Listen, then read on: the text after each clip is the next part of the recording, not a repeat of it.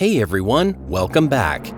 In our past videos, we've talked about how we've been searching for life beyond Earth and why, so far, we've come up empty. But what if we flipped the perspective for a moment? Have you ever wondered how aliens might go about discovering us? Just how far away could someone be and still spot Earth? And if intelligent beings are out there, how could they possibly detect that we've built a high-tech civilization? Is that even something they could figure out? If these questions get your curiosity going, we'd love it if you'd hit that subscribe button. The more minds we have on board, the more visible, influential, and powerful we become, even out in the vastness of space. Welcome to our channel. Now then, why don't we explore this idea together? Let's dive in.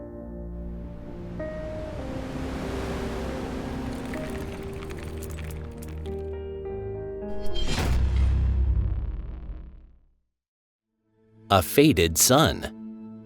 Let's say an alien civilization really does exist. The way they perceive us would come down to two big factors, subjective ones and objective ones. Subjective factors are all about how they think and what they value. In his legendary sci-fi novel Solaris, the 20th century author Stanislaw Lem wrote, "Man needs man." What he meant was this: we're not just looking for intelligent life, we're really searching for something that's at least psychologically familiar to us. Naturally, any alien species out there would probably be searching for something, or someone, that resembles themselves too. And when it comes to subjective possibilities, the imagination can run wild.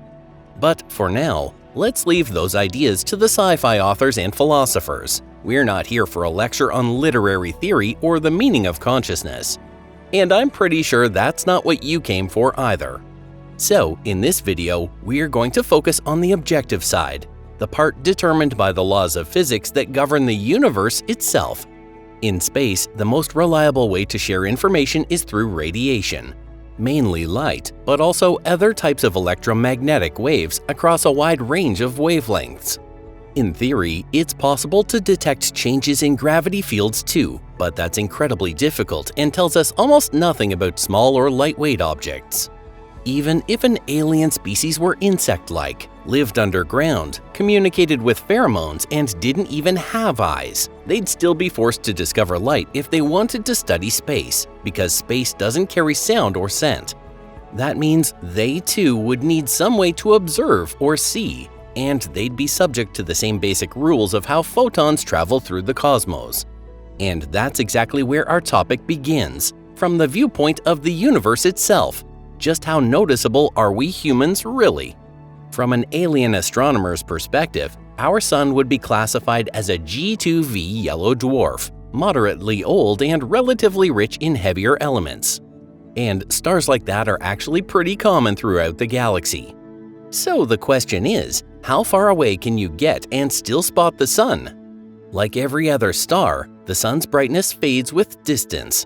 The farther you go, the dimmer it looks. From the Alpha Centauri system, for instance, the sun would still appear fairly bright, clearly visible in the night sky, even with some light pollution from nearby cities. But travel out to about 60 light-years and its brightness drops to the level of a 6th magnitude star. So if you were standing on a planet orbiting Beta Pictoris, about 63 light-years away, spotting the sun with the naked eye would be tough. You'd need a clear sky, complete darkness, and some seriously sharp vision. Then again, maybe aliens can see much better than we can. If that's the case, they might be able to pick out the sun from 100, maybe even 200 light-years away. But even their vision would have its limits. Once you're 3,300 light-years out though, no one's seeing the sun without a telescope. At that distance, its light gets totally lost among the gas, dust, and other stars, blending into the background of the galaxy.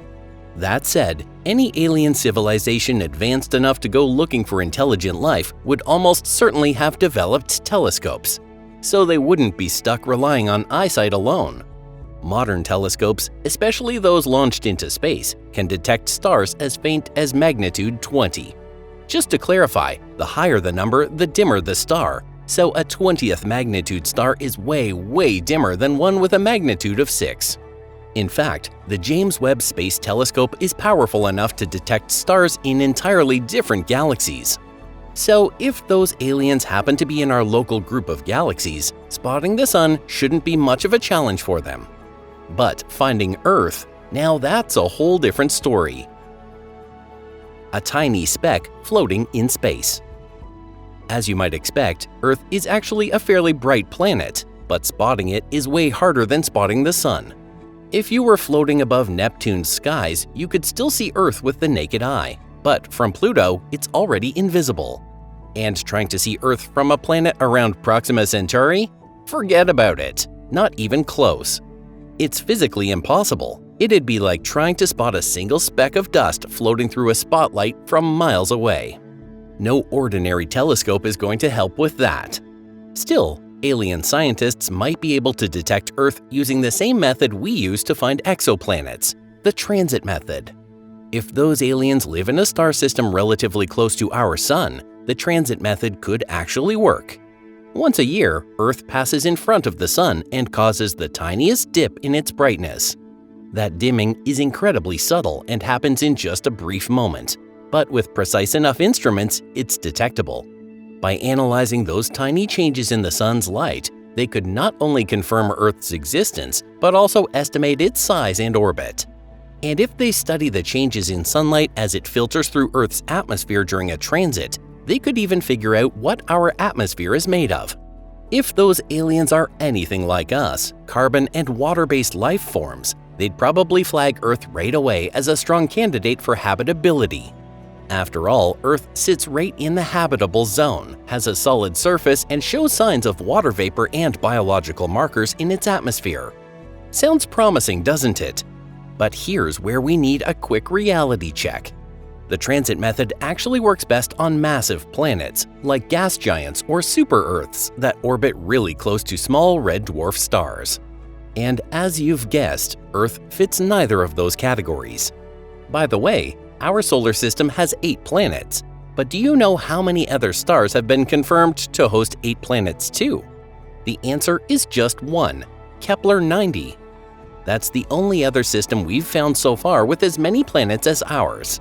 In most planetary systems we've studied, we've only managed to find one exoplanet, and by now I'm sure you understand why. It's not that our solar system is especially rare or magical. It's just that the transit method itself has some serious limitations.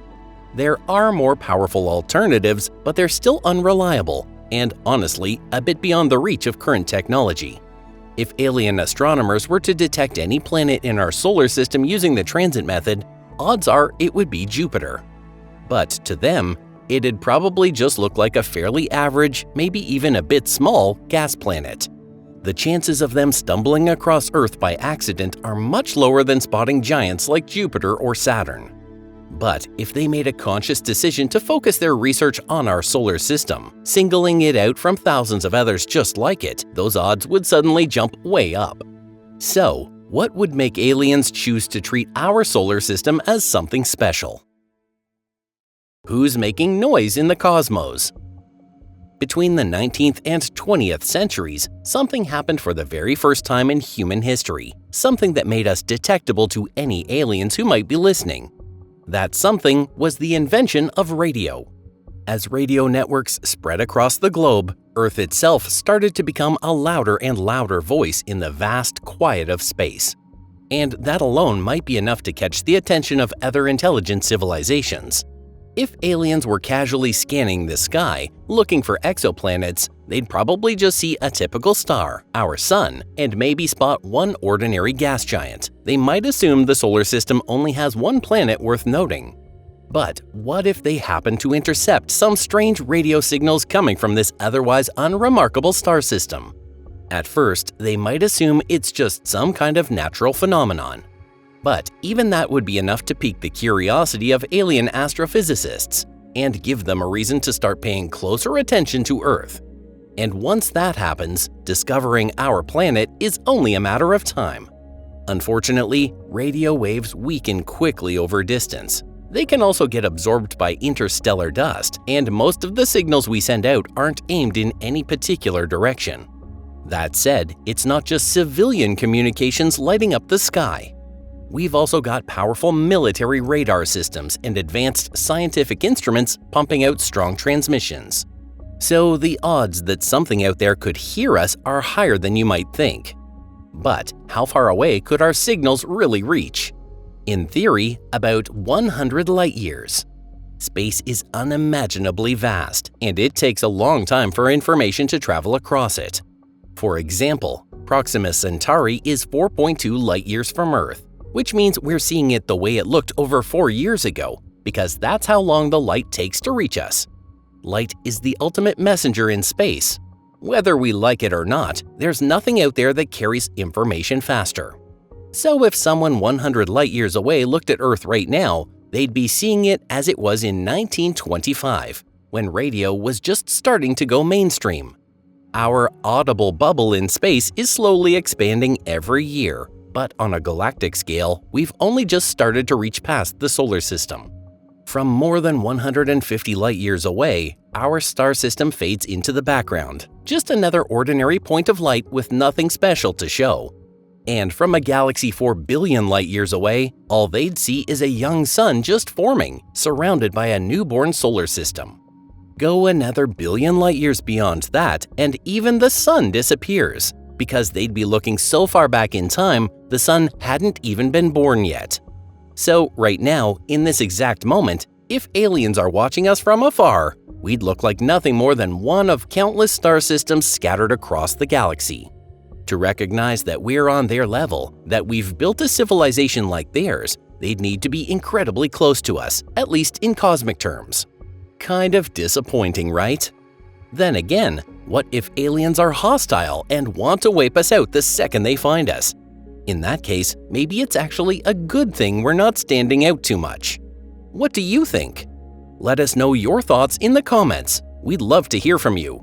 If you found this video interesting, don't forget to hit that like button and share it on social media. Thanks so much for watching. Until next time, stay curious and goodbye.